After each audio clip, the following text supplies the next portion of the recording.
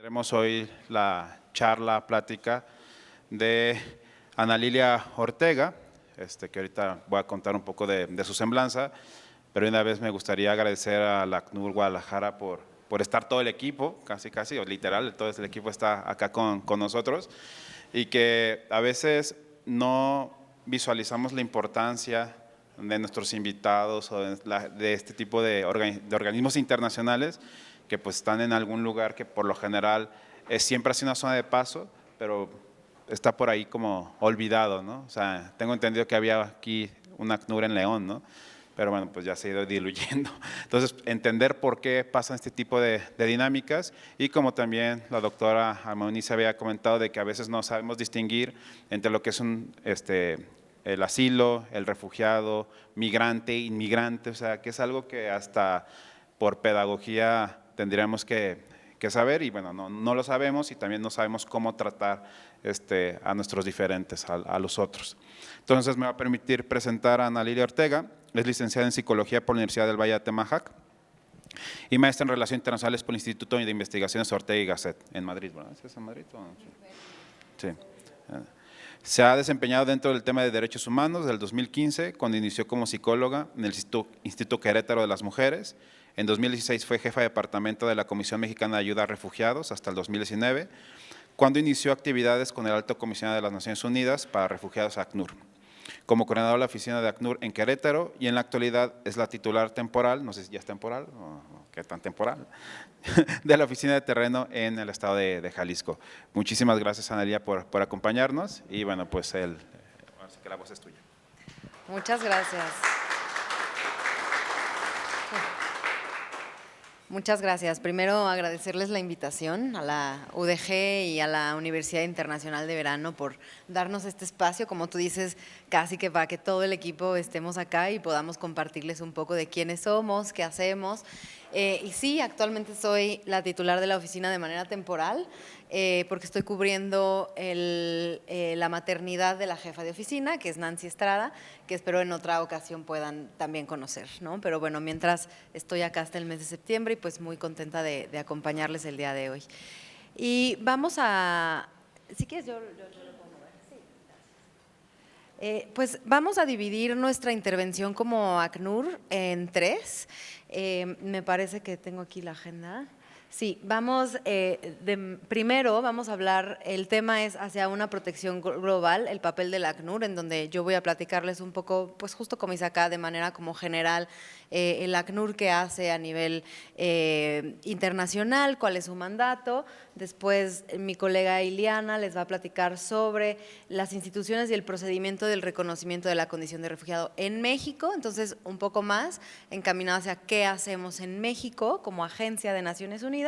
Y después los colegas Carla y Enrique les van a platicar específicamente sobre el programa de integración local, que es uno de nuestros programas a nivel nacional, que además estamos operando en el estado de Jalisco desde el 2019 y que va enfocado a la integración de las personas refugiadas, ¿no? Entonces, bueno, vamos a abordar un poco justo lo que tú decías, ¿no? Como estos conceptos de la persona refugiada, una persona migrante, tránsito, integración, un poco desde la visión del ACNUR y bueno, de antemano tal vez disculparme porque fue muy dinámica la presentación de la colega Alma Eunice y acá nos vamos a poner un poco más técnicos, entonces una disculpa si se pone un poquito más lento, un poquito más aburrido, traemos menos fotos, pero bueno, espero que sea una información que pues sume y que sea de su interés.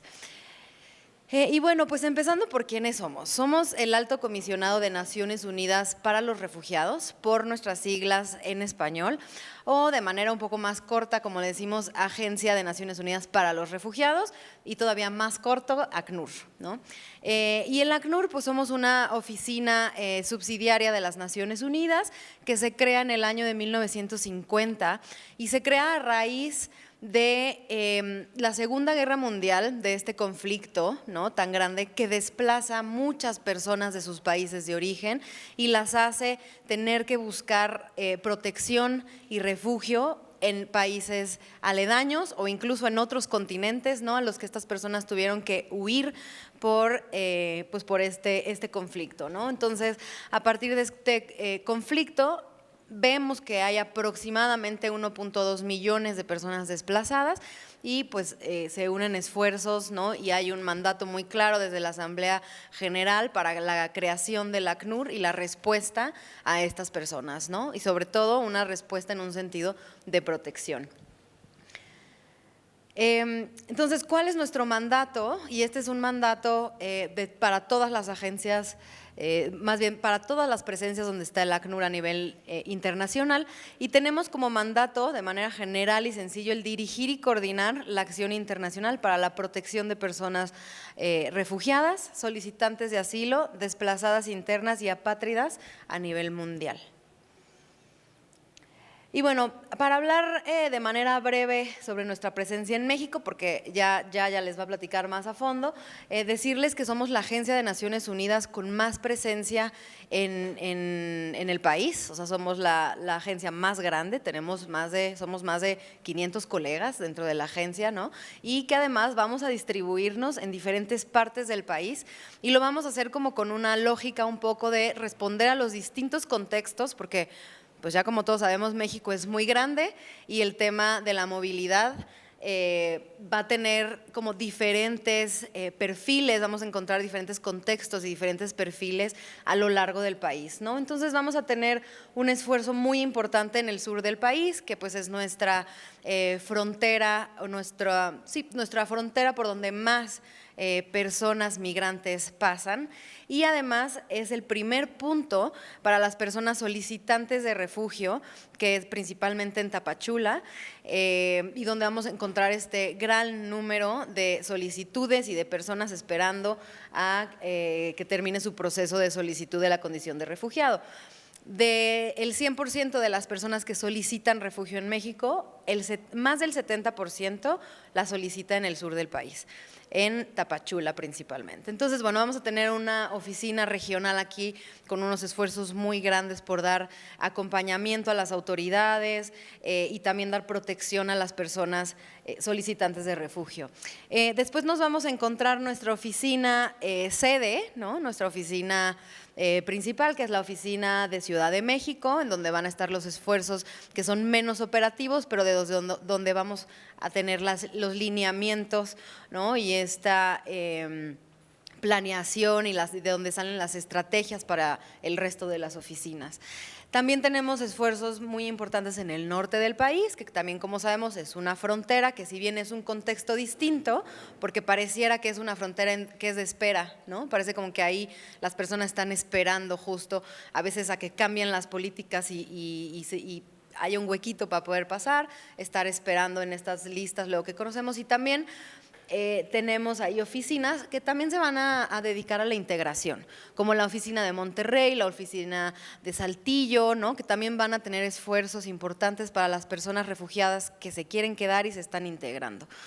Y pues ya un poco más a lo que nos compete a las oficinas del Bajío, que somos oficinas principalmente de integración. Si bien vamos a empaparnos de todos los temas y también vemos muchos temas de protección, principalmente nuestro objetivo es la integración de las personas refugiadas en esta zona del país, que es una zona que además está creciendo mucho económicamente, hay muchas empresas, hay mucha necesidad de cubrir vacantes, y también son zonas en donde los servicios públicos no compiten con la comunidad local. O sea, las personas refugiadas pueden encontrar el acceso de manera un poco más sencilla a servicios públicos que lo que podría ser en el sur o en el norte del país, ¿no? Entonces, en este sentido, se amplía la respuesta de ACNUR en el centro del país para tener espacios que realmente tengan las condiciones para poder integrar a familias de personas refugiadas. Y bueno, vamos a, como oficina nacional, vamos a basar nuestros esfuerzos en una estrategia que llamamos estrategias multianuales. Y las llamamos multianuales porque las hacemos cada 3 años. Y entonces estas estrategias van a responder al contexto, que como sabemos, y ya también decía la doctora Eunice, son muy cambiantes, ¿no? Y ha ido cambiando constantemente tanto los flujos como los contextos regionales que hacen que nos tengamos que adaptar, ¿no? Y que nuestras respuestas tengan que adaptarse a estos cambios. Entonces, por eso decimos, bueno, 3 años nos parece que es un buen tiempo para poder operar una respuesta, pero también es un tiempo corto que no, para poder hacer cambios, los cambios necesarios conforme estos contextos van cambiando, ¿no? O estas circunstancias van cambiando. Entonces, ahorita estamos terminando esta estrategia multianual en el 2024, en 2025 vamos a presentar e iniciar la nueva estrategia multianual, que será de 3 años. Pero bueno, para platicarles un poco la lógica del trabajo de estos últimos 3 años, pues como primer eje vamos a tener 4 ejes, ¿no? Y como primer eje es asegurar el acceso al territorio, a la información y al procedimiento de asilo. Y esto es acompañar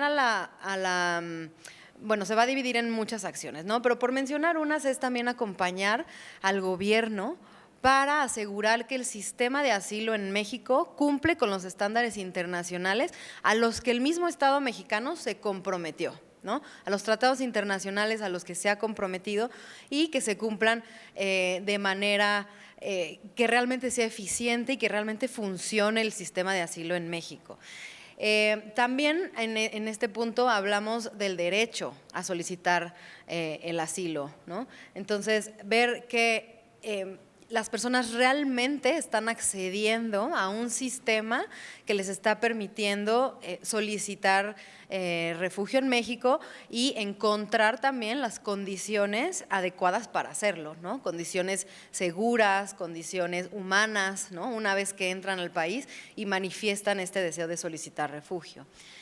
Que exista también la información. También una parte importante de nuestro trabajo es que las personas sepan con quién pueden acudir, que el proceso es gratuito, quiénes son los aliados también con los que trabajamos nosotros, dónde se encuentra también el mismo ACNUR, dónde se encuentra la COMAR, que es la Comisión Mexicana de Ayuda a Refugiados, un poco en qué consiste esta solicitud, cuáles son sus derechos y también cuáles son sus obligaciones como solicitantes de refugio, ¿no?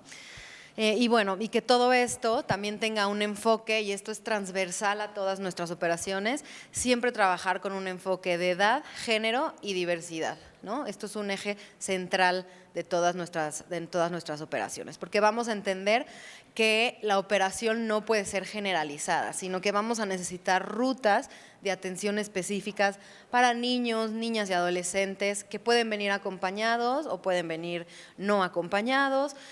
También entender que dentro de esta población refugiada, que a veces se habla de manera general, hay personas adultas mayores, hay personas de la diversidad sexual y de la diversidad de género, hay personas pues con una discapacidad, por ejemplo. Entonces, tenemos que tener rutas especializadas para estos perfiles, ¿no? Y entender que nuestra operación tiene que tener un enfoque de este tipo. Como segundo eje, el mejorar las condiciones de recepción y el acceso a servicio con atención a necesidades específicas, que pues es un poco ya lo que comenté, ¿no? Que los lugares a los que las personas pueden solicitar refugios sean seguros y también hacer esta sensibilización con el Instituto Nacional de Migración, que por lo general es el primer instituto con el que las personas migrantes o las personas en movilidad y las personas refugiadas tienen un contacto, ¿no? Que el Instituto Nacional de Migración sea garante del derecho a solicitar refugio, que cuando una persona llega al país, ya sea por una frontera terrestre, que llega por el aeropuerto, de manera regular o irregular, que se respete ese derecho para solicitar refugio, ¿no? Y que además no se sea como criminalizado el hecho de estar en un país de manera irregular, ¿no? Para solicitar refugio.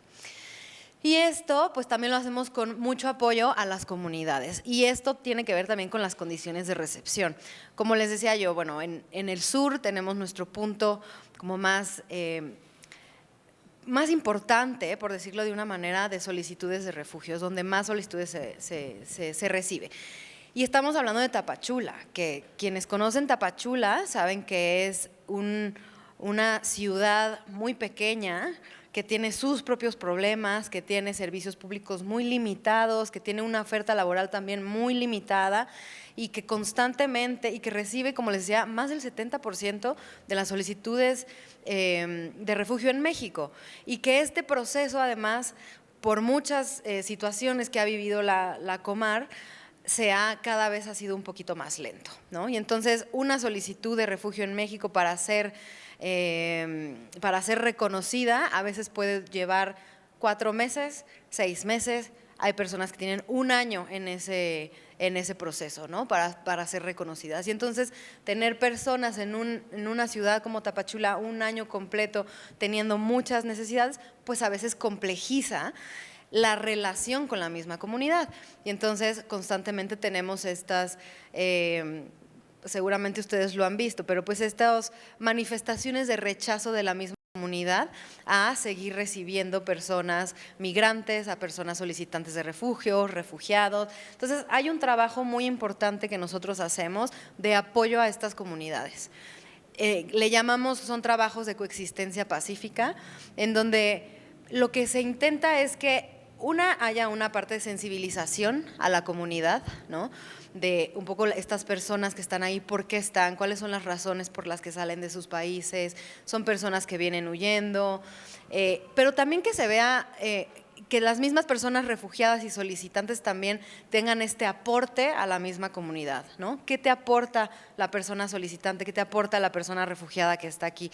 En temas de cultura, en temas también de apoyo a la misma comunidad. Ahorita hay un programa, bueno, que ya tiene mucho tiempo en Tapachula, muy interesante, que es del bienestar, que contrata personas solicitantes de refugio por un periodo temporal de 3 a 6 meses, creo que va este posible contrato, y las personas refugiadas entran a este programa, son contratadas y por lo general son servicios como para barrer la ciudad, para hacer un poco que se vea que están contribuyendo también a la comunidad, ¿no? Entonces hay un esfuerzo muy fuerte de nuestro lado, que a veces ese esfuerzo también incluso es en especie, para pues tal vez bajar un poco estas tensiones que son reales y que encontramos en las comunidades que son receptoras, ¿no? Y estos esfuerzos en especie tenemos muchos ejemplos, se han puesto bancas, se han iluminado pasillos en la comunidad que tal vez eran muy oscuros, entonces el ACNUR ha hecho estas contribuciones también, ¿no? Para que se vea que hay también como una ganancia de ser una comunidad que pues de manera un poco natural, ¿no? Por la ubicación geográfica, pues está recibiendo a estas poblaciones. Y esto pues es el enfoque integral que tenemos, ¿no? Que toda la sociedad, o intentamos que la mayor parte de la sociedad esté involucrada en estos procesos. Como tercer eje vamos a tener el lograr una integración sostenible. Y aquí es donde las oficinas del Bajío toman un poco de más relevancia. ¿Por qué? Porque es más complicado integrar en un lugar como Tapachula, ¿no? Donde hay, como les decía, estos servicios que tal vez están más limitados, a poder integrar en otros espacios que tienen mejores condiciones, ¿no? Y para esto tenemos un programa que es el programa de integración local, que es un programa, pues realmente es el programa más grande que tiene ahorita el ACNUR en México, y es un programa, además, el único programa del estilo a nivel internacional. O sea, este programa inicia en México y esto es posible también por las condiciones que tiene el mismo país y que vamos a hablar más adelante, pero también la normativa, el marco normativo local que tenemos en México, que es… pues que es un marco normativo que si bien tiene muchas mejoras, sigue siendo un modelo, más bien es modelo para otros países, ¿no? Cuando comparamos con otros marcos normativos de otros países. Entonces, la integración, un punto muy importante para nosotros. Y lo promovemos, promover la inclusión a través de la comunicación, la información y la concientización, ¿no? Que también para la integración necesitamos hacer mucho trabajo de sensibilización y mucho trabajo también de vinculación. Aquí las autoridades, las organizaciones de la sociedad civil, organizaciones aliadas juegan un papel muy importante, ¿no? Forman parte de la comunidad y juegan un papel de integración enorme. O sea, que el ACNUR realmente… estos ejes no los logramos solos, o sea, siempre son en alianza, siempre son con socios, tenemos muchos socios a nivel nacional que nos ayudan para lograr realmente una integración. Y hablamos de una integración sostenible o en un lenguaje acnuriano, soluciones duraderas, porque desafortunadamente las personas refugiadas no saben cuánto tiempo se van a quedar en el país que los acoge, en este caso México, ¿no? Cuando una persona refugiada solicita refugio porque viene huyendo de una situación de violencia o una situación que pone en peligro su vida, su libertad o su seguridad, y que no sabemos cuándo va a terminar esa situación que los hizo huir, ¿no? Entonces, ¿cuánto tiempo van a estar en México? Pues no sabemos, ¿no? Hasta que cambie la situación en su país, tal vez, si es que cambia, ¿cuándo va a cambiar? Pues quién sabe, ¿no? Entonces, una persona refugiada o solicitante de refugio en México va a quedarse aquí años, ¿no? Y necesita trabajar, y necesita los niños estar en la escuela, y necesitan tener una vivienda digna, y necesitan tener acceso a los servicios públicos. Entonces, hablamos de una integración sostenible, o sea, para que una persona pueda vivir aquí como cualquier otro mexicano, ¿no? O sea, que pueda tener aquí realmente una estabilidad y soluciones que realmente duren, ¿no? Para el tiempo que estén en México, que podría ser toda la vida, porque incluso si las condiciones cambiaran en su país, tal vez es alguien que aquí ya pasaron 15 años y ya no va a regresarse, ¿no? Ya hizo vida acá. Entonces, bueno, por eso hablamos de una integración sostenible o de soluciones duraderas. Y como último eje, el promover la protección de las personas desplazadas internas. Y este es un tema que, si bien no es parte del mandato del ACNUR como tal, cuando hablamos de desplazamiento interno, sí estamos hablando de personas que se movilizan por un tema de seguridad. Se movilizan para proteger igual sus vidas, su seguridad, a sus familias. Entonces, las personas desplazadas internas también van a caer dentro de los sistemas de protección que tiene el ACNUR y que el ACNUR opera. ¿Cuál es la diferencia con esta población? Es que las personas desplazadas internas no son personas extranjeras, son personas mexicanas que tienen que cruzar las líneas estatales, muchas veces incluso se quedan adentro de su estado, pero salen de su comunidad porque son desplazadas por temas de violencia. Como lo que está sucediendo ahorita en Chiapas, en Guerrero, en Michoacán. Así es, tenemos muchos ejemplos, ¿no? Y que cada vez más, y una cosa también que es un poco se vuelve un poco complicada, es que no tenemos instrumentos reales para medir cuál es el número real de las personas desplazadas internas en México. Entonces, vamos un poco a ciegas y no hay un marco normativo tampoco que reconozca esta problemática o esta realidad y que nos diga un poco por dónde actuar, ¿no? Una cosa que sí reconocemos desde ACNUR, y es importante decirla, es que el desplazamiento interno es de responsabilidad estatal, meramente responsabilidad del Estado. ¿Qué es lo que hace la diferencia con el refugio? Que sí tenemos un mandato, ¿no? Por una orden desde la Asamblea General. Para desplazamiento interno es responsabilidad del Estado dar una respuesta a estas personas desplazadas, pero nosotros vamos a coadyuvar y vamos desde también asesoría técnica y desde el expertise del ACNUR, vamos a apoyar a estos esfuerzos pocos o muchos que se estén haciendo. ¿Sale? Y bueno, toda esta estrategia multianual con un objetivo general que es el acceso al asilo, a la protección y a la estabilización o a la integración, ¿no?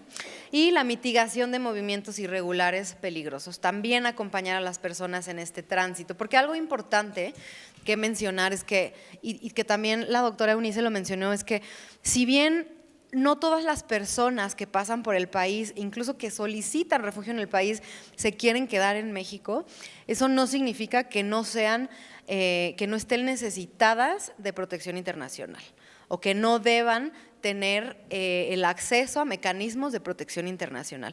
Porque incluso si quieren ir a Estados Unidos, ellos tienen ese derecho a solicitar asilo en ese país. Bueno, nosotros no vamos a decir, bueno, si no se quedan, entonces no es una persona refugiada para México o no es una persona con necesidades de protección internacional. Sí son personas con necesidades de protección internacional, pero que por sus propios planes de vida no quieren hacer valer ese derecho en México, quieren solicitar en otro país, ¿no? Que ahora, como saben, bueno, la cosa ya se puso más difícil con el país del norte y ahorita está limitando incluso este derecho a solicitar asilo. Si bien ya había sido una política un poco restrictiva, que no me voy a meter en ese tema, pero que ya había sido bastante restrictiva y ya había sido bastante violadora del derecho internacional de las personas refugiadas, ahora es todavía peor, porque ya ni siquiera hay el acceso a solicitar el asilo en Estados Unidos, ¿no? Allí iba a decir siguiente, pero soy yo. Bueno, y bueno, decir que este trabajo, como ya lo decía un poco, lo hacemos en colaboración con los gobiernos, con las organizaciones de la sociedad civil y con otras agencias de la ONU también, ¿no? Tenemos estos trabajos también interagenciales que tienen sus propios mandatos y sus propias agendas en el país, pero que en muchos de los temas va a ser transversal con nosotros y nosotros con ellos, y entonces, bueno, estamos en constante colaboración, ¿no? Y bueno, para hablar del mandato del ACNUR, vamos a dividirlo un poco en estas 3 respuestas que tenemos. Y uno es el de la protección. Creo que, ya lo dije mucho, pero para decirlo de manera como más específica, cuando hablamos de protección desde el ACNUR, porque vamos a escuchar protección también desde las organizaciones de la sociedad civil, desde el gobierno, pero cuando lo hablamos desde el ACNUR, estamos hablando de garantizar que las personas refugiadas tengan acceso a protección legal, física y comunitaria. Y esto va a incluir el reconocimiento del estatus de refugiado, o sea, que este sistema de asilo realmente sea eficaz, realmente haya que el acceso sea real, ¿no? Y vamos también a hablar de la no devolución, o non-refoulement, que es uno de los principios más importantes del derecho internacional en temas de protección internacional, que es una persona no puede ser devuelta a su país sin que se haya evaluado que su vida, su seguridad, su libertad van a estar en riesgo si tú lo devuelves, ¿no? Entonces, en el momento en el que una persona llega al país, cruza la frontera con nuestro país y dice yo quiero solicitar refugio en México, no puede ser o no debe ser devuelto a su país de origen sin que haya este análisis de riesgo, ¿no? Un análisis que ya lo va a ver de manera más específica, pero un análisis que en México quien tiene la facultad de hacerlo es la Comisión Mexicana de Ayuda a Refugiados, nada más. Pero bueno, sí la Comar tiene que respetar este principio, pero también hay que trabajarlo con el Instituto Nacional de Migración, que es la institución con las facultades del control migratorio, ¿no? Quién entra, quién sale y también quién es devuelto a su país. Entonces, aquí es donde vamos a trabajar tanto con la Comar como con el Instituto Nacional de Migración. Y la promoción de sus derechos fundamentales, estar promoviendo constantemente, ser promotores constantes de los derechos de las personas solicitantes. Y muchas veces esos derechos los vemos en cosas como muy pequeñas, como el poder acceder a una sala de urgencias en un hospital estatal, ¿no? Hasta temas como la no devolución, pero bueno, estamos hablando de que vamos a ser promotores de estos derechos en cualquier contexto en el que se encuentran las personas refugiadas. Vamos a tener también acciones en temas de asistencia humanitaria, que es proporcionar ayuda humanitaria como refugio, alimento, atención médica, educación, ¿no?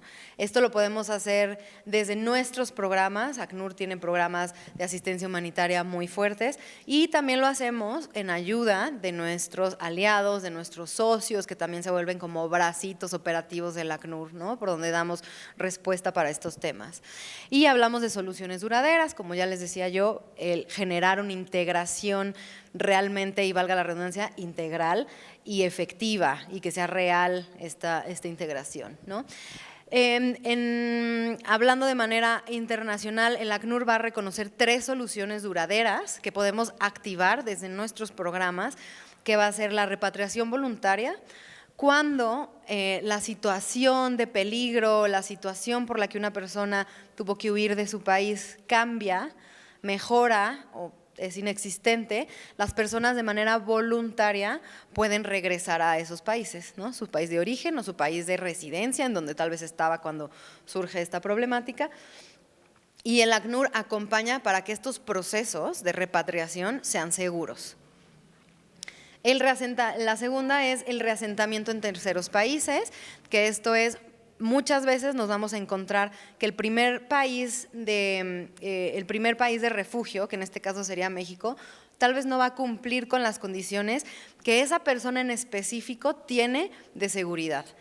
Desafortunadamente, siendo también el país con problemas propios, ¿no?, que ya conocemos, y de delincuencia también organizada, y también a veces condiciones que no son aptas para la integración en ciertos puntos, y que tiene que ver también un poco con el perfil de la propia persona refugiada que ya está acá, se busca un tercer país de refugio. Esto se hace en coordinación con esos países para que la persona que ya fue reconocida como refugiada en México encuentre un tercer país donde tenga las condiciones para realmente estar seguro. Y como tercer solución duradera que identificamos es la integración local, que el ACNUR en México tiene grandes esfuerzos y le apuesta mucho a la integración local de las personas refugiadas. Y bueno, vamos a encuadrar esta respuesta, porque hay que encuadrarla, ¿no? Y por eso les decía, tal vez vamos a ser un poco más técnicos y un poco más teóricos en esta presentación, pero tenemos que encuadrarla en los instrumentos jurídicos o herramientas jurídicas internacionales y regionales. Entonces, esta respuesta va a basarse, primero vamos a encontrar en la Declaración Universal de los Derechos Humanos, en el artículo 14, que todas las personas tienen derecho a solicitar refugio al país al que lleguen.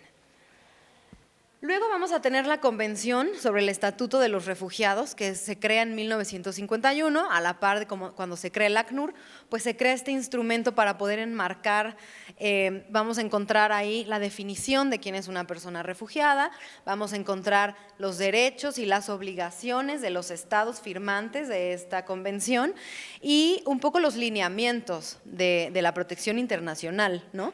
O sea, bueno, ya firmamos, pero ¿qué hacemos como país? Bueno, pues en esta convención vamos a encontrar un poco los lineamientos del deber ser, según el ACNUR, para dar respuesta a las personas refugiadas, ¿no? Esta convención, algo que hay que mencionar es que cuando se crea, como se crea a raíz de la Segunda Guerra Mundial, decía que la persona refugiada era la persona desplazada a raíz y antes del 1 de enero de 1951, a raíz del conflicto de la Segunda Guerra Mundial. Entonces estaba muy acotado a un grupo de personas que nada más cabían en esta definición, ¿no? Antes del 1 de enero de 1951 tenías que haberte desplazado, si no, no eras refugiado para esta convención.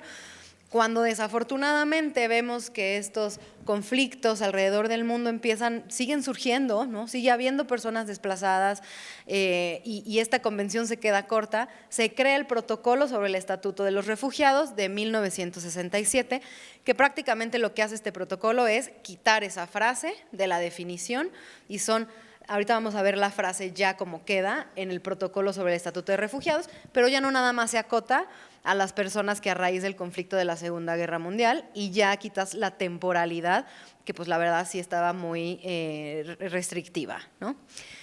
Y también vamos a mencionar que aquí la Convención del 51 y su protocolo va a ser como nuestra herramienta marco, ¿no? Pero de estas herramientas vemos, según también las localidades y los contextos, que es necesario tener herramientas regionales. Conforme van sucediendo estos eventos, y ahorita hablando específicamente de América Latina, vemos que la Convención sobre el Estatuto del 51 se queda muy corta, se sigue quedando corta o no aplica a los fenómenos que estamos viendo en la región, ¿no?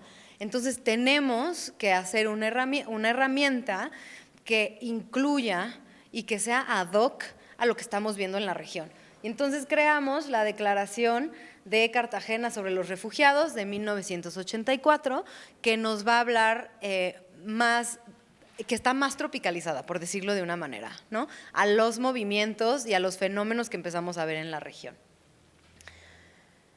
Entonces, ¿quién es una persona refugiada? Según la Convención del 51 y su protocolo, es una persona que se encuentra fuera de su país de origen, que no puede regresar, ya que tiene temores fundados de persecución, de ser perseguida por una o más de las siguientes razones: por raza, por religión, por nacionalidad, por pertenencia a determinado grupo social u opinión política.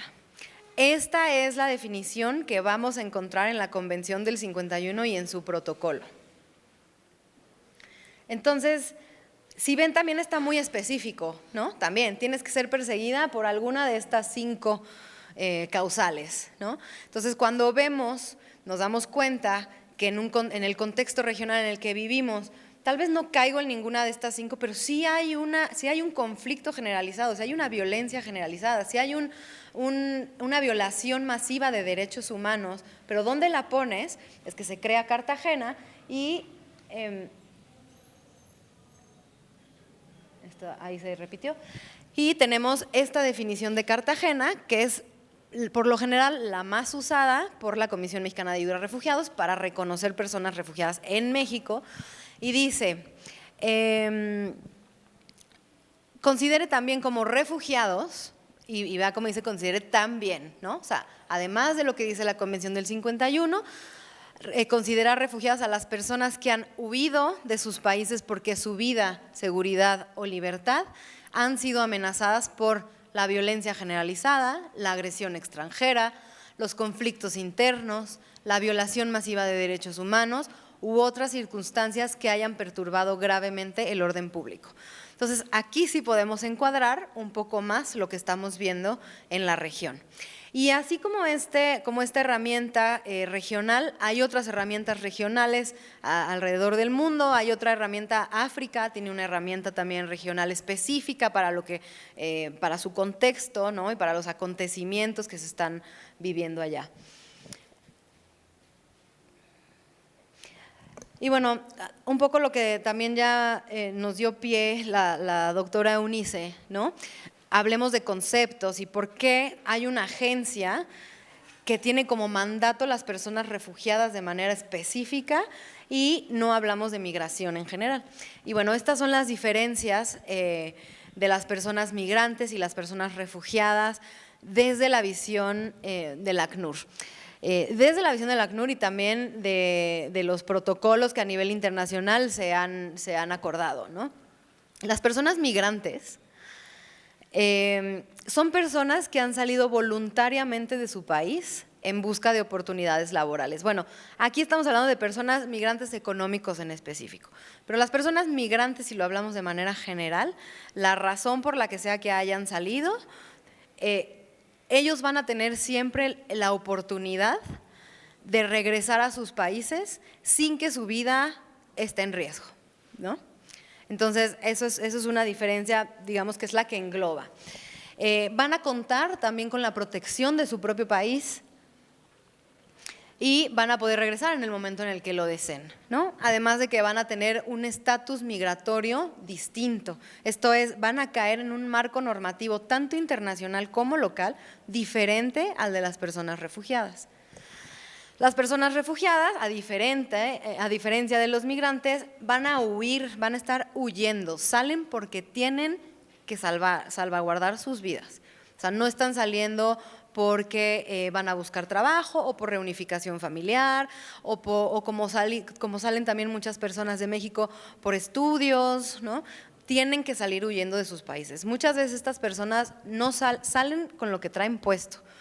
La persona persecutora, por poner un ejemplo, las pandillas, ya los está amenazando, tocándoles la puerta y la persona está saliendo por la ventana de atrás, ¿no? Entonces, muchas veces en ese contexto salen las personas refugiadas de sus países, con una mano adelante y otra atrás, como se dice de manera vulgar, y por lo general sin documentación también, ¿no? Y también no van a contar con la protección de su país de origen, porque el país no tiene la capacidad o porque el país no quiere dar esta protección y muchas veces el país es el mismo persecutor. Y bueno, no pueden regresar porque su vida, integridad y seguridad están en peligro. Y aquí, lo que mencionaba anteriormente, van a caer en un marco normativo internacional y local distinto, donde su condición de refugio les va a dar un estatus migratorio o el derecho a una documentación migratoria diferente al de las personas migrantes.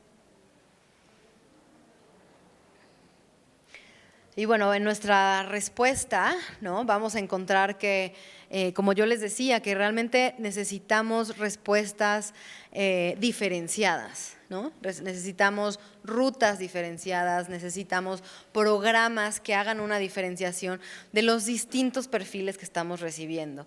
Dentro se habla mucho, y es normal, ¿no?, todos lo hacemos, de personas refugiadas de manera general para cuando estamos hablando de estos temas y de estas realidades, pero no quitar esta visión y este foco de que todos son personas. Hablamos de casos específicos, hablamos de familias, hablamos de niños que a veces vienen solos, hablamos de adultos mayores, de personas de la diversidad,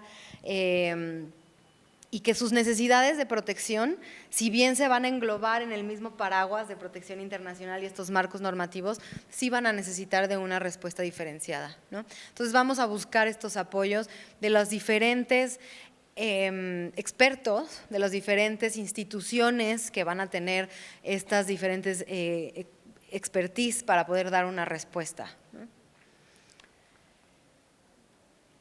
Y bueno, para hablar un poco de manera general otra vez, ¿no?, de los principios claves de la protección internacional, de este paraguas general de la protección internacional que guarda el ACNUR, ¿no?, o que protege el ACNUR. Entonces vamos a tener distintas medidas y principios que son clave. Uno es la no sanción por el ingreso irregular. ¿Por qué? Pues por lo que ya comentábamos, ¿no? Las personas salen huyendo de sus países. No puedes esperar que vaya al consulado de México para pedir una cita, para que le den su visa, para que tenga un pasaporte de su propio país, ¿no? O sea, estamos hablando de momentos de urgencia, de emergencia. Las personas salen huyendo de manera urgente, ¿no? Entonces, no debe haber una sanción por ingreso irregular, y aquí yo añadiría también la no detención arbitraria, debería estar también a la par de este mismo principio, ¿no? Ahora que Eunice nos hablaba de las estaciones migratorias, pues bueno, no debería haber personas solicitantes de refugio ni refugiadas en una estación migratoria. Los gobiernos de estos países deben evaluar las solicitudes de asilo de manera justa y eficiente. Es otra de las cosas que el ACNUR va a estar acompañando a los países para que realmente sean sistemas de asilo justos y eficientes. También vamos a trabajar con los estados para garantizar que los refugiados tengan acceso a procedimientos de asilo adecuados. Bueno, ya lo mencioné. El reconocimiento oficial como refugiado es crucial para acceder a derechos y beneficios. Y esto es algo que tendríamos que ver en todos los países, ¿no? Las personas refugiadas necesitan de esta determinación por parte del Estado, de las autoridades, para poder hacer valer sus derechos, ¿no? Algo, por ejemplo, que pasaba hablando como de ejemplos regionales, ¿no? Algo que empezó a pasar en Colombia con este éxodo de personas venezolanas, como se ha llamado. Colombia es el país que más personas venezolanas ha recibido, y una de las cosas que se estaba peleando es que tuvieran un reconocimiento de la condición de refugiado. El país estaba un poco renuente, ¿no? Y decía, bueno, es que son migrantes, vamos a recibirlos. ¿Cuál es la diferencia? Que la responsabilidad del Estado es menor. Cuando no es una persona que tú reconoces como refugiada, tu responsabilidad baja, ¿no? Y no tienes entonces que aplicar todas estas convenciones, todos estos tratados de los que tú eres firmante y de los que tú tienes una responsabilidad. Entonces, bueno, es importante el tener este reconocimiento por parte de los estados. Los refugiados tienen derecho a la vida, a la libertad y la seguridad personal, así como a la no devolución, que ya platicamos. Y los estados deben de garantizar también el acceso a atención médica, educación y empleo, ¿no? También recordando esto que decíamos, bueno, ¿cuánto tiempo se van a quedar las personas en el país? Pues no sabemos, ¿no? Entonces tienen que tener garantizado el acceso a estos derechos. Y bueno, para no redundar, pues el principio de la no devolución, que no debería violarse, ¿no? Bajo ninguna circunstancia no debería violarse, y parte de tener también un reconocimiento oficial como solicitante o como refugiado también es esto, también te hace que de manera como oficial no vayas a ser devuelto si tú ya tienes una documentación, ¿no? Que desafortunadamente a veces, incluso con el documento, podemos encontrarnos con casos de personas que han sido devueltas a país de origen con una constancia de reconocimiento, pues bueno, no teniéndola todavía peor, ¿no? Y bueno, de manera general, ¿no? Un poco cuáles son nuestras acciones como agencia en el resto del mundo, ¿no? Vamos a encontrar que en Europa occidental la agencia trabaja también temas de asilo, refugio, en países como Alemania, Francia, Reino Unido. Ya lo mencionaba Eunice, desafortunadamente son países que parece que cada vez más se cierran a cumplir con estos tratados, ¿no? Que cada vez hay más trabas para dar soluciones a la cantidad de refugiados que se reciben en estos países y que tienen una necesidad de protección internacional, ¿no? Entonces hay esfuerzos importantes por terminar con estas manifestaciones de xenofobia, estos discursos continuos, ¿no? Que parece que les estamos dando vuelta de xenofobia, vienen a robarnos nuestros trabajos, son delincuentes, que desafortunadamente pues escuchamos constantemente en estas regiones, y una región además que recibe muchas personas refugiadas, o sea, que está alrededor de muchas situaciones que están pasando, ¿no? En Europa, de manera general, ¿no? Tanto occidental como oriental, los últimos datos de 2020 es que había 12 millones de personas refugiadas en Europa, ¿no? Para 2020, ahorita probablemente muchos más, ¿no? No tenemos el dato exacto, pero hay mucha necesidad de dar respuesta a estas comunidades. En África también atendemos emergencias humanitarias, mucho desplazamiento interno también en esta región del mundo, y muchas personas refugiadas, ¿no? Y justamente por esto en África, digo, ni yo soy experta, ni ahorita tenemos el tiempo, pero podría haber una sesión específica de todas las situaciones que están pasando en África, las personas desplazadas internas y refugiados, ¿no? Que se está recibiendo en la región. Pero lo que tiene como particularidad es que es muy volátil y que lo único que parece constante ahí es el cambio, ¿no? Estas estabilidades muy frágiles políticas, ¿no? Que no son estabilidades, más bien esta fragilidad política que existe, ¿no? Entonces, bueno, ahí hay muchos esfuerzos también en África, ¿no? Por acompañar a todas estas personas desplazadas, e intentos también de fortalecimiento a las mismas autoridades, ¿no? De consolidar sistemas de asilos también eficientes. En Europa Oriental, pues bueno, ahora tenemos la emergencia humanitaria causada por la guerra entre Ucrania y Rusia, y además vamos a encontrar también en Europa Oriental a Turquía, ¿no? Que es uno de los países que más refugiados recibe en el mundo, si no es el que más. De estos 12 millones de personas refugiadas en Europa que yo les comentaba, Turquía recibe 1/3 de ellos, ¿no? Entonces, bueno, vamos a encontrar también ahí complejidades en estas zonas.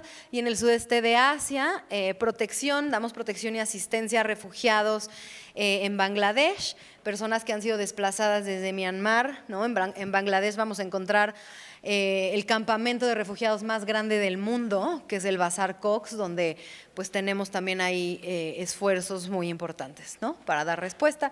Y esta es una mirada muy general, les digo, de cada de cada zona podríamos tener sesiones enteras, ¿no? Para platicar de qué es lo que se suscita en cada una de estas regiones, pero si ustedes se meten a la página de ACNUR, está dividida también por regiones y ahí van a encontrar estadísticas, qué acciones específicas se están llevando a cabo, qué programas y un poco también qué resultados se han tenido. Y bueno, entonces, por último, englobar que si bien vamos a encontrar contextos bien distintos según en dónde nos paremos en el mapa, sí tenemos muy claro como una respuesta general del ACNUR dónde vamos a tener acciones, ¿no? Y uno es la definición de asilo. Con estas herramientas, con esta herramienta internacional vamos a definir qué es el asilo y quién es una persona refugiada. Esto no va a cambiar a menos que haya estas herramientas internacionales, pero la Convención del 51 aplica para todos los países que son firmantes de la misma. Procedimientos de la solicitud de refugio, vamos a acompañar para que estos procedimientos o sistemas de asilo en los países sean lo más justos y eficientes posibles. Aquí tal vez mencionar que en la mayoría de los países o de los estados firmantes de esta convención es el mismo estado quien hace esta determinación de la condición de refugiado. Sin embargo, hay otros estados en donde todavía no se consolida una respuesta efectiva por temas también de capacidad, muchas veces de los mismos estados, y es el ACNUR quien acompaña a estos estados para dar una determinación de la solicitud, ¿no? O sea, es el ACNUR quien recibe las solicitudes de asilo junto con el gobierno y determina tú si eres una persona refugiada o tú no eres una persona refugiada. En el caso de México es el Estado quien lo hace por medio de la Comar. Y vamos a ser pues los primeros promotores de los derechos y de la protección de las personas refugiadas a nivel internacional. Hasta aquí yo dejo mi participación de manera general sobre la protección internacional. A continuación va a estar mi colega Iliana y vamos a hablar más de cómo esto se traduce o más bien cómo esto lo bajamos en México. Pues muchas gracias.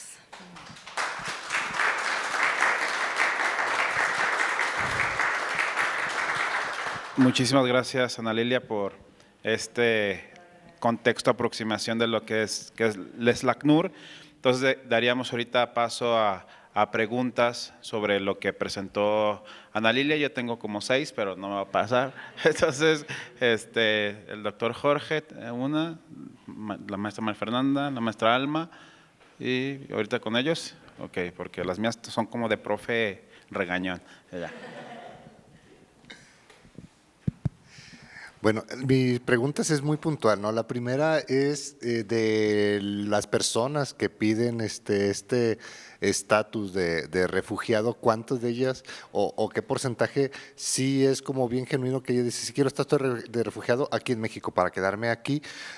¿Y cuántas de ellas, por ejemplo, lo buscan de manera temporal o no era su plan inicial, pero terminan quedándose en México? No sé si hay estadísticas de ese dato, porque también me llamó mucha la atención hace rato en la conferencia inicial que decían de la cantidad del volumen de solicitudes que hay en el país. Y dije, es una locura, o sea, de más de 100,000, dije, pues ¿en qué momento se resuelven? Y más porque creo que decían que la oficina de la Comar estaba cerrada temporalmente, o sea, pues es de no entenderse, ¿no?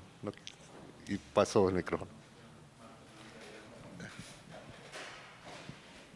Yo quisiera saber, o bueno, que nos explicara un poquito su opinión o cuáles acciones han realizado en razón de cuando los refugiados, yo entiendo que se les da una condición de personas que tienen vulnerabilidad, pero ¿qué sucede o qué piensan ustedes acerca de cuando esas personas que entran al país como refugiados agreden a nuestras autoridades?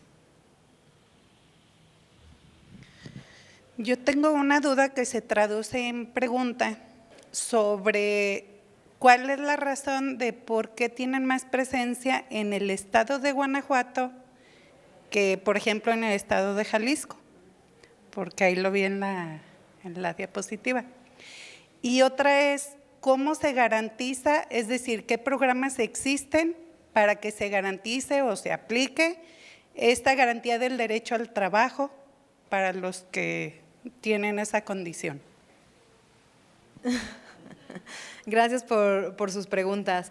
Yo creo que es difícil medir el porcentaje de las personas que se quedan. Si algo es una realidad, es que sí, como ya lo vimos, la condición de refugiado, incluso desde la solicitud, ¿no? Desde que son solicitantes de refugio, te hace te da el derecho de un documento migratorio. Primero, de la tarjeta de visitante por razones humanitarias, una vez que eres reconocido, de la residencia permanente. Pero desde la tarjeta de razones humanitarias ya tienes un permiso para poder, moverte. Una importante es de trabajar. Este documento te va a dar permiso, que está implícito, porque el documento no lo va a decir, pero está en la ley, que tú puedes ya empezar a trabajar y ser contratado de manera formal por cualquier empresa en México, ¿no? Ahora, se tiene esta concepción de que teniendo esta tarjeta tú ya te puedes movilizar por el país de manera libremente. Lo que nos dice la ley sobre refugio y protección complementaria y asilo político, que esa es nuestra herramienta local, es que cuando tú solicitas refugio, te tienes que quedar en la entidad en la que solicitaste hasta que termine todo el proceso y tú eres reconocido como refugiado, o te dicen no eres reconocido como refugiado. Cuando tú te sales de esa entidad sin tener un permiso de la Comar para hacerlo, ¿no? Sin tener una razón como avalada, por decirlo de una manera, por las autoridades, se considera un abandono de tu caso. Y este abandono de tu caso es igual a que tu documento ya no es válido. Entonces, una vez que tú sales de la entidad, este documento, si tú eres detenido por las autoridades migratorias, tú puedes ser devuelto a tu país, porque además ya perdiste el estatuto de solicitante de refugio, porque tú ya incumpliste con una de las reglas que vienen en la ley, ¿no? Entonces, una de las cosas que se sensibiliza mucho es te tienes que quedar en la entidad en la que solicitaste hasta que termine tu proceso, ¿no? Pero lo que es una realidad es que estas tarjetas de visitante por razones humanitarias se otorgan también en otros supuestos, no nada más para personas solicitantes, también para personas migrantes víctimas de algún delito en el país, o personas que se encuentran dentro de algún grupo vulnerable que la ley de migración considera que tienen derecho a solicitar esta tarjeta. Entonces, sí se tiene como esta noción o percepción de que ya con tu tarjeta tú te puedes mover de manera libre, ¿no? Entonces, sí vamos a ver, sí reconocemos que hay un gran número de personas migrantes o con necesidad de protección internacional que solicita refugio por el documento y que se mueven, ¿no? Que no se quedan a esperar a que este proceso con la Comar termine. Sin embargo, son también muy, muy altos los números de los que sí. O sea, por eso también vemos en Tapachula estos números tan grandes de personas que están ahí esperando a que terminen estos procesos, ¿no? Difícil hablar del porcentaje.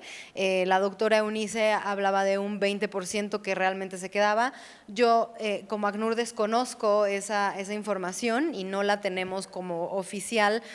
No podría decirles que ese es un número que es pues que nosotros reconocemos, ¿no? O que lo tenemos identificado, pero sí hay un número de personas que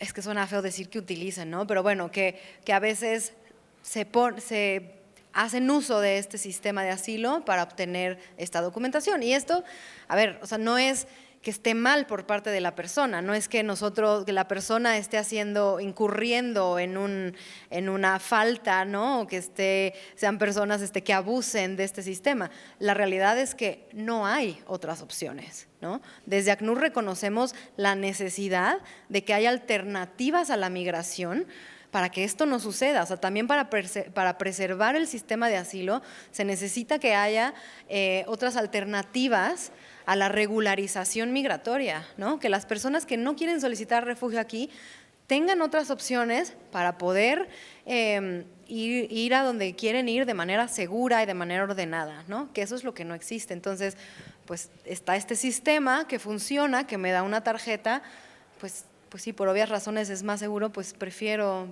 hacer eso, ¿no? Sí, pero sí, tal vez les deberíamos la parte del porcentaje. Sobre las agresiones a autoridades, ahí tal vez la duda sería cuáles serían los ejemplos, o sea, porque tenemos mapeado muy poco, realmente muy poca. Me imagino que viene sobre todo de estas caravanas que hicieron mucho ruido en 2018 y que las personas entraban como a la fuerza, ¿no? O sea, veíamos como estas imágenes de personas que empujaban a los oficiales de migración, en fin, ¿no? Sobre todo en la frontera sur. No, y los han apedreado, o sea, pero sobre todo en Chiapas, o sea, que es por donde entran. Sí, sí, mira, hay muchas tensiones y creo que también responde un poco, y lo hablaba también la doctora Eunice, ¿no? A la política migratoria también del país, que como que no fue clara, yo creo. O sea, creo que por un lado es eso, no hay una claridad de la política migratoria. Hubo un momento en el que se habló de brazos abiertos a las personas migrantes, brazos abiertos a las personas refugiadas, y 3 doritos después, Guardia Nacional en la frontera, ¿no? Militarizada, la frontera sur. Entonces creo que hubo muchas tensiones al respecto. Creo que nunca, siempre es complicado como esta relación entre autoridades, el derecho de migrar, el derecho de solicitar refugio. O sea, creo que sí existen, pero creo que no es la generalidad. Y muchas veces como vemos como muy repetidas estas historias en los medios de comunicación, ¿no? Lo mencionaba la doctora igual, o sea, estas publicaciones como muy alarmistas, vemos invasiones, luego vemos titulares como colombiana secuestró, venezolana robó, ¿no? ¿Por qué hacer el énfasis como en la nacionalidad, ¿no? Cuando tenemos robos, secuestros en el país todo el tiempo, ¿no? Pero bueno, creo que un poco alimenta esta narrativa, ¿no? Lo que nosotros vemos en las primeras líneas son personas que de verdad llegan con una necesidad, primero de vivienda, luego de comer, de seguridad, y es muy raro ver estos confrontamientos, ¿no? Pero claro, lo repito, se vuelve como algo que es de lo que se habla porque es lo que vemos en los medios, ¿no? Pero diría que no es una generalidad, y desde el ACNUR pues siempre acompañar a las autoridades para que también estos procesos migratorios pues sean lo más ordenados posibles y que sean en base también y con un enfoque de derechos humanos, ¿no? Y sobre la presencia de ACNUR, o sea, un poco cuál es la lógica de la presencia como a nivel nacional. Pues bueno, vamos a tener contextos distintos, que es un poco lo que yo decía al inicio, ¿no? El centro va a basarse un poco más en temas de integración. Ahora ha ido cambiando, había presencias en Querétaro y en Guanajuato, que ahorita ya cambiaron de modalidad y ya no hay una presencia local, ya estamos haciéndolo de manera remoto, y esto responde un poco a la estrategia también de la agencia, ¿no? Responde también a temas de dinero también, ¿no? Decir que nosotros pues nos vamos a manejar con dinero de los donantes, ¿no? Los donantes que hay a nivel internacional. Entonces, a veces hay más presupuesto, a veces hay menos, a veces tenemos la capacidad de abrir oficinas y apostar por la integración en un lugar como Guanajuato, que pues creció mucho empresarialmente, ¿no? Económicamente empezó a crecer mucho, y vemos estos cambios de contextos que también luego la seguridad bajó también mucho en estos estados, ¿no? Entonces, adaptarnos también a esos cambios. Pero en este momento Guanajuato tiene una presencia remota de ACNUR. Entonces estamos acompañados de manera remota, tenemos que actualizar el mapita, y en su momento hubo 3 oficinas. Por decir oficinas, realmente eran presencias, a veces cuando decimos presencias es 1 o 2 colegas, ¿no? En la entidad, pero porque vemos este flujo que aumenta de personas refugiadas que ahí se está queriendo integrar, ¿no? Entonces, el ACNUR responde de esa forma. Ahorita el contexto, las circunstancias, pues se fueron hacia terminar con las acciones presenciales y estamos más de manera remota.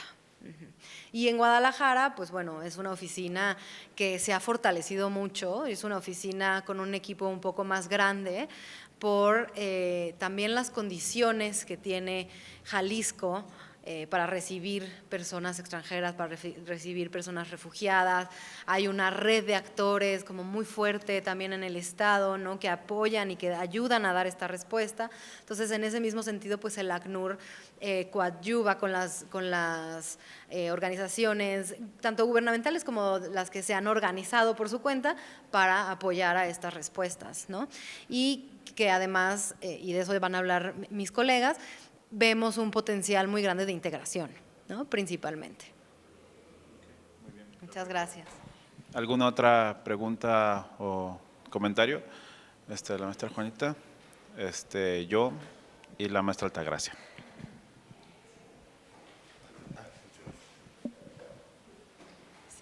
Gracias. Bueno, primero felicitarlos porque me parece que el trabajo que ha hecho ANUR en las últimas décadas ha sido muy significativo por los problemas de desplazamiento. Mi pregunta va en este sentido. ¿Cuáles han sido las recomendaciones más urgentes que consideran debe modificar México respecto a los refugiados en condiciones de vulnerabilidad? Y digo vulnerabilidad porque en la política migratoria del sexenio pasado se establecieron principios rectores que no estaban en la política migratoria mexicana y se hizo énfasis en los grupos vulnerables, haciendo referencia a las mujeres, los niños, la comunidad LGBT y las personas adultas. Entonces, en ese sentido, ¿cuáles serían las recomendaciones más urgentes? Porque no obstante que están en el texto legislativo, sabemos que en la práctica pues hay muchas violaciones.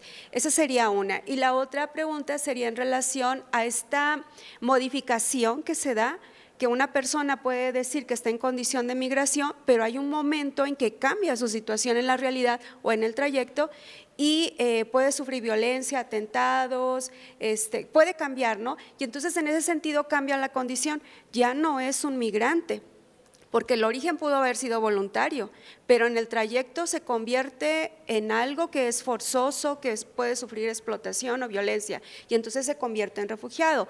¿Cómo han actuado las autoridades ahí? ¿El procedimiento es sencillo para cambiar su condición?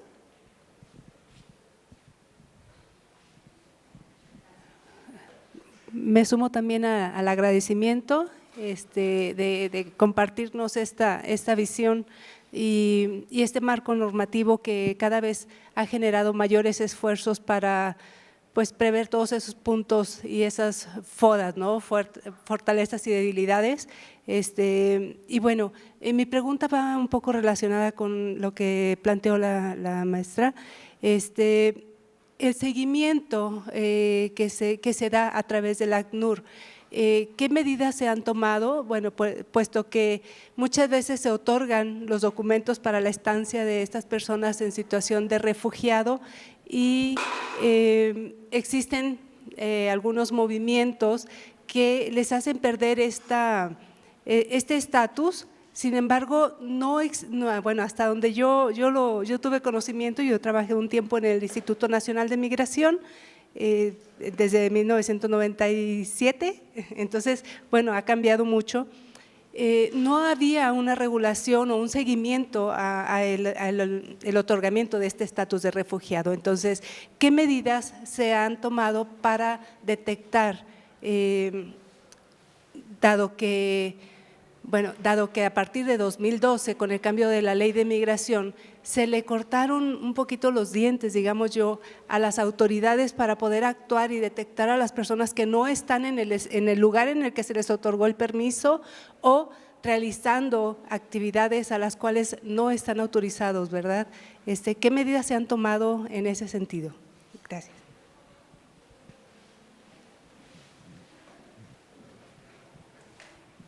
Y la mía. No, bueno, luego te las hago acá afuera. Soy internacionalista, entonces tengo el problema ese de la ONU, no deja de ser un organismo intergubernamental creado por un Estado-nación o por Estados-nación, que a veces son disfuncionales, ¿no? Y muchas de su toma de decisiones, pues depende de quién está a cargo en ese momento tomando las decisiones del gobierno central, ¿no? No es lo mismo la Alemania después de la Segunda Guerra Mundial, a la Alemania de ahora y todo ese tipo de rollos. No es lo mismo México hace 50 años, ahora México. Hay unos casos como muy interesantes y que uno de los reglamentos plantea esta idea de nacionalidad, y aunque en el de Cartagena ya no menciona la nacionalidad, pues sabemos que es uno de los elementos elementales o importantes para realmente darte esa característica o esa forma de considerarte o no un refugiado. Voy a hacerte como 3 momentos en que México, como ha sido como muy identificado en temas de refugiados, para que no necesariamente tú me la contestes, pero sí como esta idea de la discusión durante pues, la época del franquismo, la época de la guerra en Líbano, la guerra, bueno, Pinochet en Chile, pues siempre se identificó y le daban las estrellitas a México por ese tipo de refugiados, ¿no? Hasta por la Unión Soviética, pero pues llegaban y se los echaban aquí en México, pero bueno, o sea, no cuidamos bien a los refugiados, pero esa parte, pues ya tenemos esa tache. Pero luego, vámonos años después, ¿no? Donde ya se empieza a observar ese refugiado de primera, segunda y tercera clase. O sea, yo entiendo que el ACNUR no tiene esa distinción, pero como los estados, y tú mismo ya lo comentabas, es quien da el estatus si es o no refugiado. ¿Ustedes en esos casos realmente identifican o hacen alguna observación a ese gobierno central? Porque el gobierno es el que lo hace, no es el estado, es el gobierno quien lo indica. Por darte 3 ejemplos en el sexenio ¿no? Obviamente el más sonado fue el caso Ecuador, ¿no? De que, bueno, pues nos quitaron, bueno, no le quitaron, abrieron el candado Phillips, ¿no? De nuestra embajada para sacar a un presunto delincuente, ¿no? Pero también hubo antes el caso Bolivia, ¿no? Con Evo Morales, que pues lo que nunca se ha comentado es que cuando mandaron a los militares estaban tirando al avión que fue a recoger a Evo Morales, pero eso el mismo gobierno pues dice que no, que nada más se entretuvo tantito el avión mientras iba por Evo. O lo que quería pasar en Perú con el tema del presidente. Entonces, en esos casos, o sea, tanto en las estrellitas como en estos como casos complicados, ¿cuál es la posición del ACNUR? O sea, porque no dejan de ser ustedes, o bueno, la parte del establishment del sistema internacional, del estatocentrismo, etcétera. O sea, ¿cuál es como si realmente hacen algo o nada más, bueno, pues como en algunos casos, y la ONU lo hace, se tapa los ojos y listo, ¿no? Yo lo veo y tú lo comentabas en el caso de Turquía. Esos migrantes, muchos son kurdos, ¿no?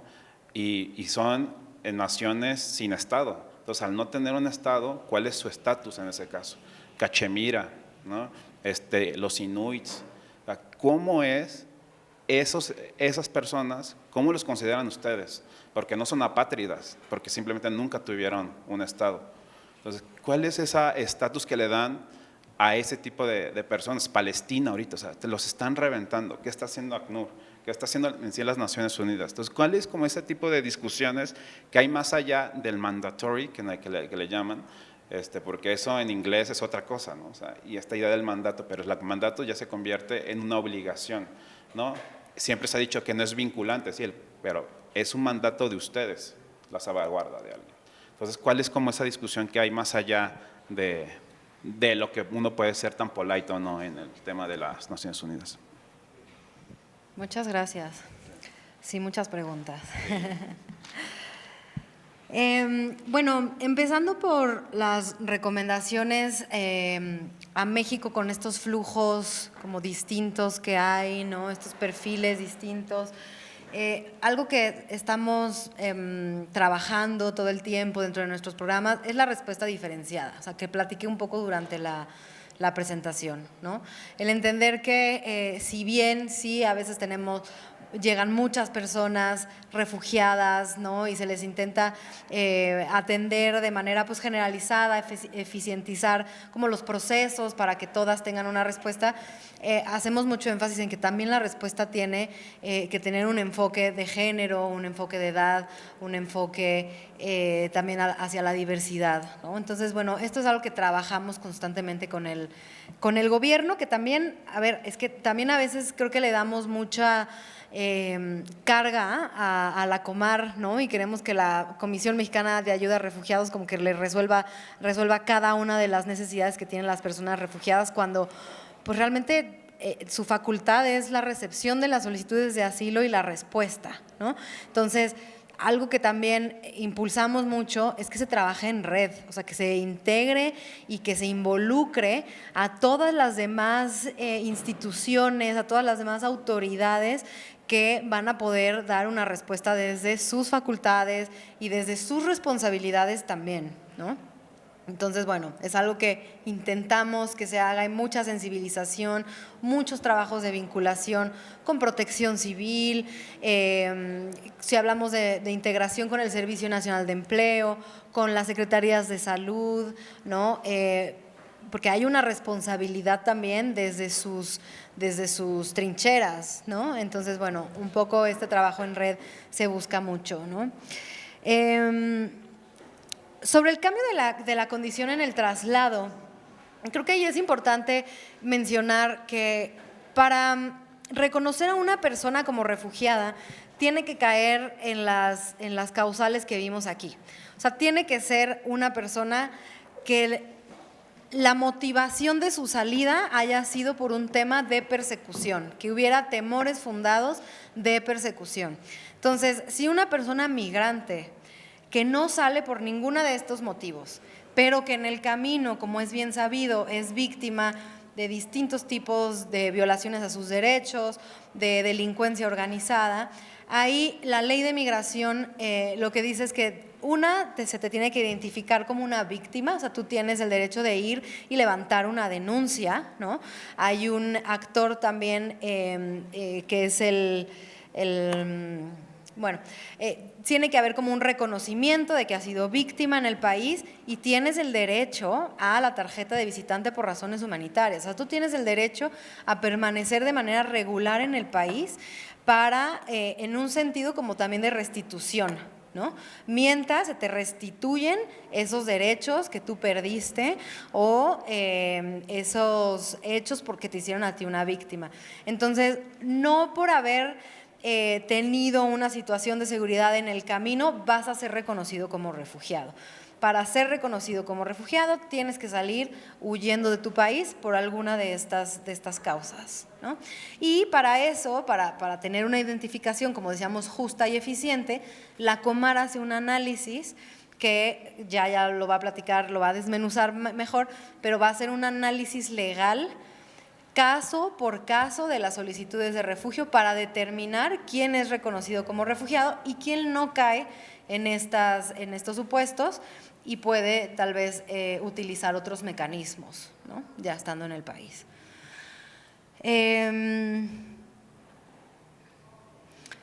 Un poco el tema de la detección, o sea, creo que el tema de la detección se vuelve complejo, ¿no? Realmente sí es el Instituto Nacional de Migración quien va a hacer esta detección, ¿no? Un poco lo que hacemos es estar sensibilizando constantemente a que las personas que son solicitantes de refugio y que son refugiadas, pues también cumplan con los deberes que tienen, ¿no? Y en el caso de personas que son solicitantes y tienen la tarjeta de visitante por razones humanitarias, que se mueven, pues sí, la verdad es que sí están en mucho riesgo, ¿no? Y lo que hacemos pues es acompañar tanto a las autoridades, uno para reconocer cuando una persona se está moviendo también por temas de seguridad, porque también hay personas que, como les decía, el contexto de México es que también tenemos nuestros propios problemas, también hay redes amplias de delincuencia organizada. Entonces, también las personas ya solicitantes de refugio o refugiadas van a encontrarse con estos problemas en las entidades en las que estén, ¿no? Y muchas veces en esta misma búsqueda de seguridad y de protección las va a hacer moverse de una entidad a otra para seguir buscando esa seguridad, ¿no? Entonces estamos muy pendientes, trabajando con el Instituto Nacional de Migración, hacemos visitas constantes a las estaciones migratorias para detectar a estos perfiles, a personas que podrían estar en riesgo de ser devueltas porque se movieron de la entidad o porque no les dieron el acceso a solicitar el refugio o porque no saben que pueden solicitar refugio, ¿no?, en México y están detenidas y no saben qué va a pasar y a veces el Instituto Nacional de Migración no les comenta de este derecho que tienen, ¿no? Entonces hay esfuerzos que hacemos también desde el área que llamamos nosotros protección para hacer como estas rondas, ¿no?, por decirles de una forma, continuas a las estaciones migratorias, al Instituto Nacional de Migración, y también no solamente en un plan de ir y detectar y entonces señalar y entonces pedir que aquí se cambie, sino que también en un sentido de seguir teniendo un canal de comunicación para seguir sensibilizando a los mismos funcionarios, ¿no? Recuerden el derecho a la solicitud de refugio, recuerden el principio a la no devolución, ¿no? Y el seguir teniendo diálogo, que es lo que también nos importa mucho, ¿no? Cómo funciona el ACNUR en los países, pues también por invitación de los propios países, ¿no? O sea, nosotros no podemos estar aquí sin el apoyo y la voluntad del propio Estado, ¿no? Entonces, sí trabajamos mucho como estas sensibilidades con los mismos estados, ¿no? Y en el caso, pues con las autoridades mexicanas. Pero sí tenemos un papel importante también de observadores, de estar constantemente en estos espacios viendo pues que se garantice estos derechos, ¿no? Apunté algo de la nacionalidad con Cartagena, pero ya olvidé la pregunta. ¿Fue contigo? Ok. Un poco del reconocimiento por nacionalidad, ¿no?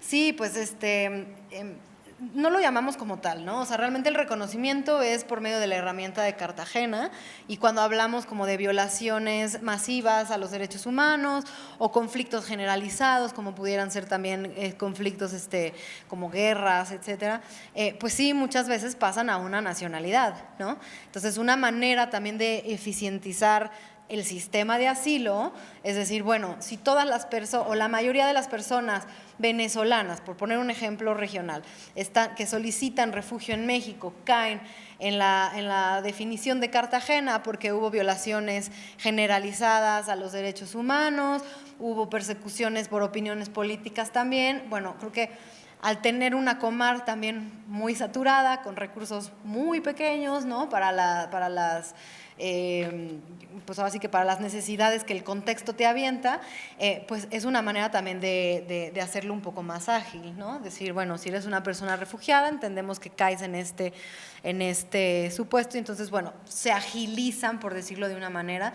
para que sea más rápido el reconocimiento, ¿no?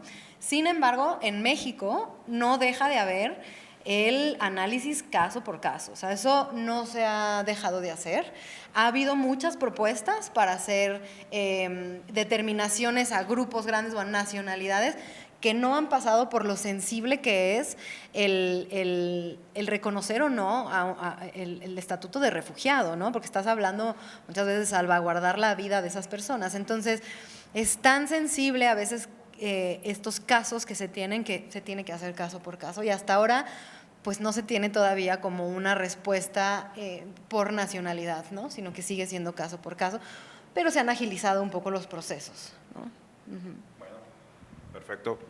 Pues muchísimas gracias, Ana Lilia, por esta introducción. Ahorita tenemos otras dos actividades que ya van a cerrar como tal toda la intervención que hace ACNUR acá en el encuentro. Entonces me va a permitir leer la constancia de reconocimiento.